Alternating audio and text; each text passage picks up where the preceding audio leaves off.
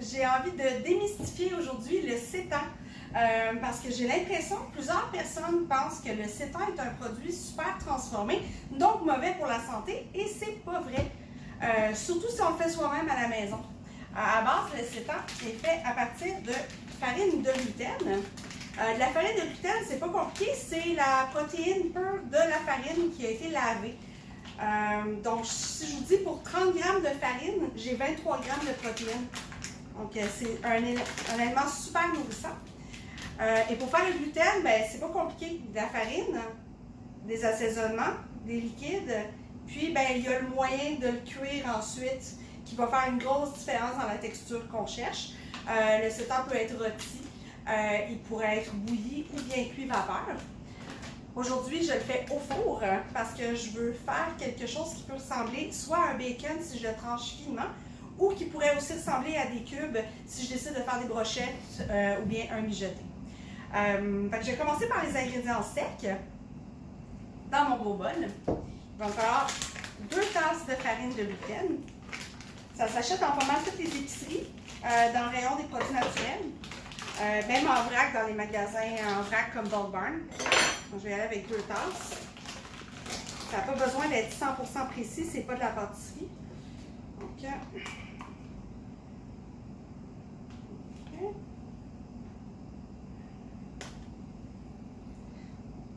à mes 2 tasses de farine, je vais ajouter 1/4 de tasse de levure nutritionnelle.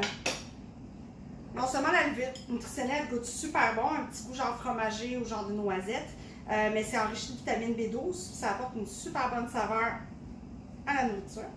J'ai dit une demi-tasse, c'est pas vrai, c'est 1/4 de tasse. Je vais ajouter une cuillère à thé de poudre d'ail et la même quantité de poudre d'oignon. Voilà les ingrédients de base que tout le monde a à la maison. Là, après ça, ça dépend vraiment de ce que tu as envie que ça goûte.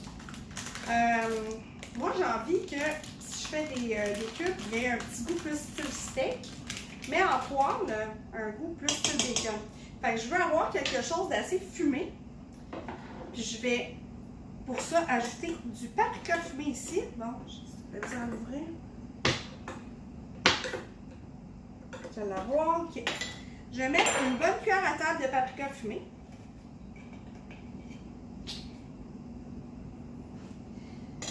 Et je vais mettre une bonne cuillère à table d'épices à steak. Les miennes sont faibles en sodium. J'ai déjà rajouté assez de sel ailleurs dans ma recette. Là, juste parce que ça me tente, je vais mettre des épices pour assaisonner le bœuf. Tout le monde a ça, des épices à rôti ou si j'avais envie que ça ressemble plus à de la volaille, je pourrais mettre des épices à volaille, je pourrais mettre des fines herbes aussi. J'en ai mis à peu près une cuillère à thé. Je vais mélanger mes aliments secs ici.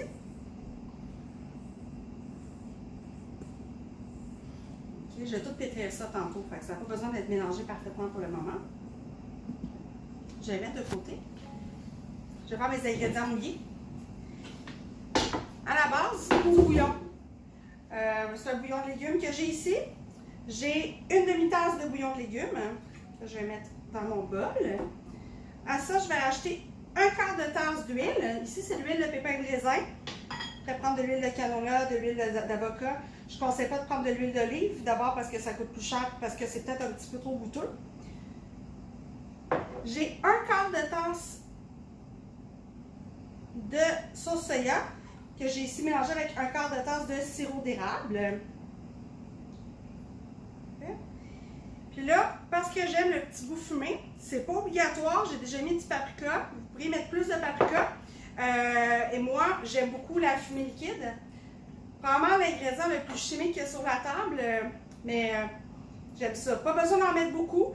Il y en a qui en mettent vraiment, vraiment beaucoup, dans genre 2 cuillères à table. Là, pour là, je vais aller avec une cuillère à thé. C'est super fort, ça va faire la job. Okay? Surtout que je vais en mettre sur le dessus de mon rôti par après. Et le dernier ingrédient liquide, moi je prends de la sauce à steak, la sauce HP. Vous pourriez aussi prendre du ketchup, de la sauce barbecue. Allez-y avec la sauce barbecue que vous aimez. Je vais en mettre 2 cuillères à table. Parfait. Et de une. Et de deux. Là, la partie la plus fun va s'en venir.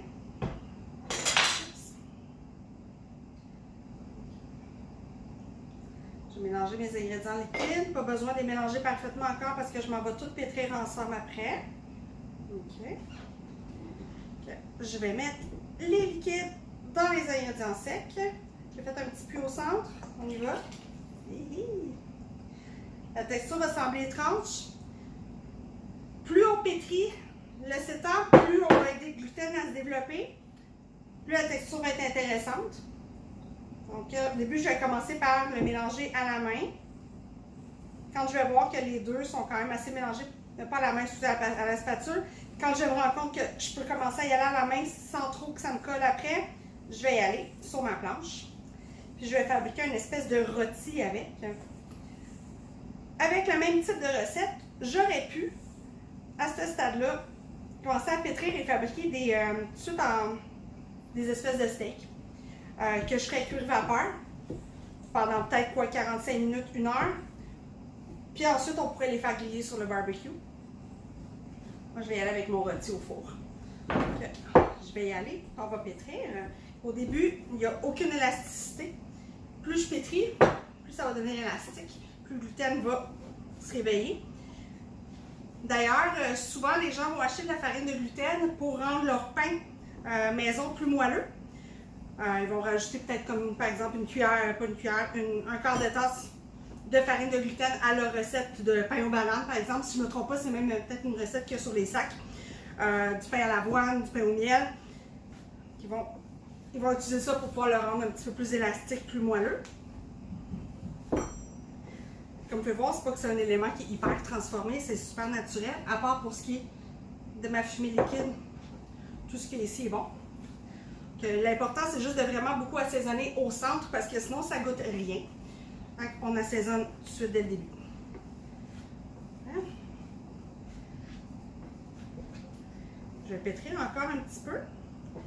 Ensuite, je vais vous montrer comment je le mets dans son emballage d'aluminium pour m'assurer que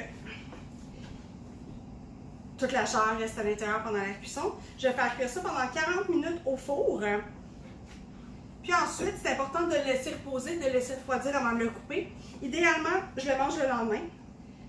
Quand je suis pressée puis j'ai vraiment envie d'en manger, on le mange le jour même, sauf que je trouve que les saveurs se sont peut-être un petit peu moins développées quand on mange le jour même. Parfait. Donc ça me semble bien.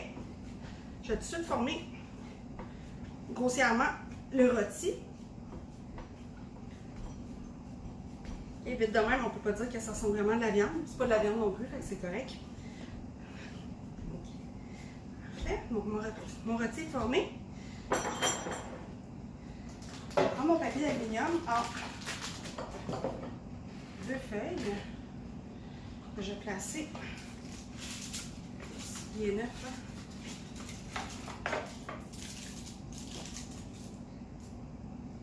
J'ai les mains un petit peu graisseuses. J'aime pas ça les rouleaux neufs. Comme collé partout. Bon, ok, on va arracher le début là, puis on va commencer ça à zéro. Ah!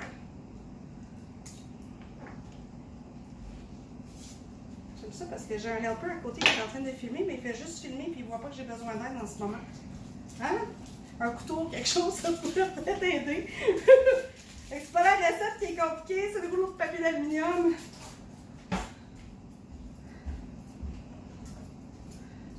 Ce bout-là, il est collé. Je pense que je vais l'avoir. Ah, je l'ai eu. Correct. Bon, on va tasser ça parce que j'ai pas d'aluminium dans ma bouche. Hein. OK. Je vais mettre une feuille dans ce sens, comme ça. Je vais en mettre une feuille dans l'autre sens. Comme ça. Bon. Parce que là, je vais aussi rajouter un petit rub sur le top de ma viande. Je ne veux surtout pas que ça déborde parce que si je rajoute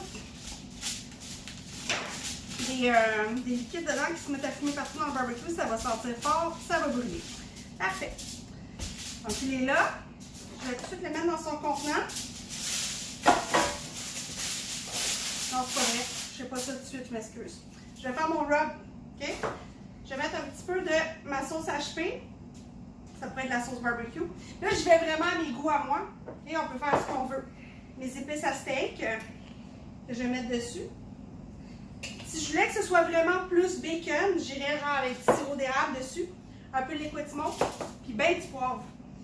J'ai mis mes épices à steak, fait que ça va faire la job. Je vais mettre quelques gouttes de mon liquid smoke. Puis ça va être ce que je vais mettre sur le dessus de ma pièce de viande.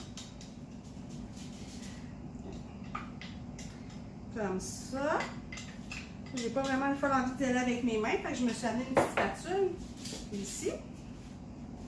Je vais mettre ça dessus. C'est beau. Comme ça.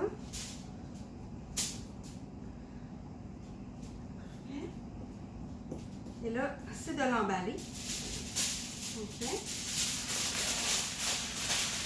Fait que j'y vais, puis je le serre vraiment très serré. Ça va devenir très ferme en cuisant. Comme ça. Comme ça.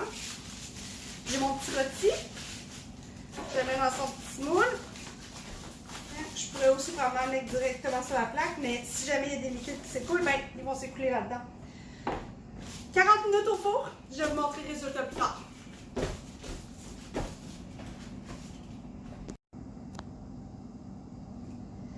« 40 minutes au four, 15-20 minutes de repos pour que je puisse le manipuler ici. Comme je vous ai dit tantôt, il n'est pas prêt à être consommé maintenant. J'aimerais mieux le manger demain. Il manque encore comme de fermeté. Mais je veux quand même vous montrer de quoi ça a l'air. Je vais le déballer, ça sent déjà super bon. On déballe. Donc, j'ai ici mon rôti de 7 ans. Avec ça, on a plusieurs repas, même pour la famille. Je vais le couper en deux pour vous montrer de quoi elle a à l'intérieur. Encore là, il faut quand même prendre en considération que demain, c'est meilleur.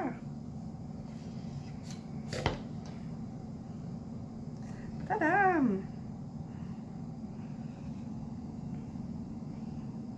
C'est beau, hein? Je vais le garder au frais. Puis demain, on va se faire des brochettes. Voilà, c'est tout.